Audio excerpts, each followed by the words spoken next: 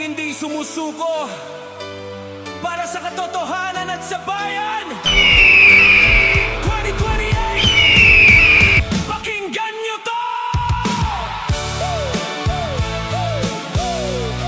Yeah, yeah. Oh, nakikita namin kung paano kanila tirahin. Bawat kilos at salita mo'y gustong pahinain, pero sa bawat unos na iyong nalalagpasan, mas lalo kang tumitibay sa harap ng sambayanan. Woo! Anak ng lider na matapang kung lumaban. Woo! Hindi sumusuko kahit malakas ang kalaban. Serbisyo sa tao, ang baon sa pangalan. Kaya marami pa rin ang patuloy na sumasandalan. Maraming ingay, maraming paratang, maraming gustong ikaw ay hadlangan. Pero ang tinig ng bayan ay di matatahimik kapag panahon na sila'y muling mananawagan. Babangon ang bayan, maririnig ang sigaw. Pag-asa ng Pilipino'y hindi kailanman mapaparang.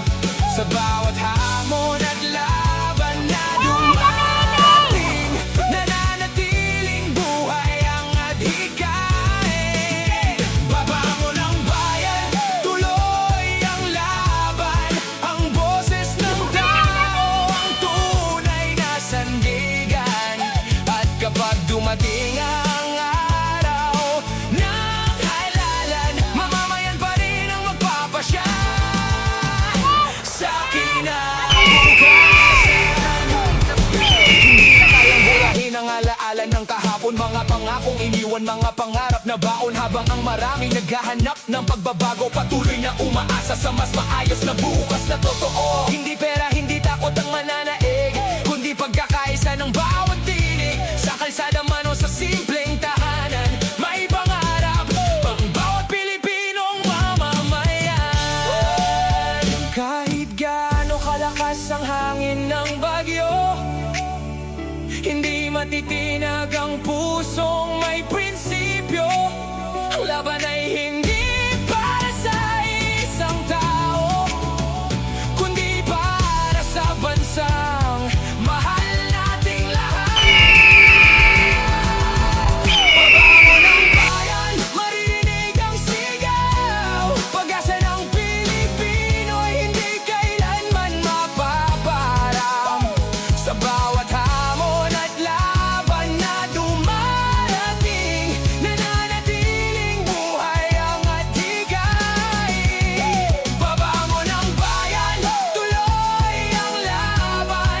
Ang boses ng tao, ang tunay na sandigan. At kapag dumating ang araw ng halalan, mamamayan pa rin ang magpapasya sa kinabukasan. Ang huling salita ay nasa mamamayan. Ang kinabukasan ay nasa kanilang kamay.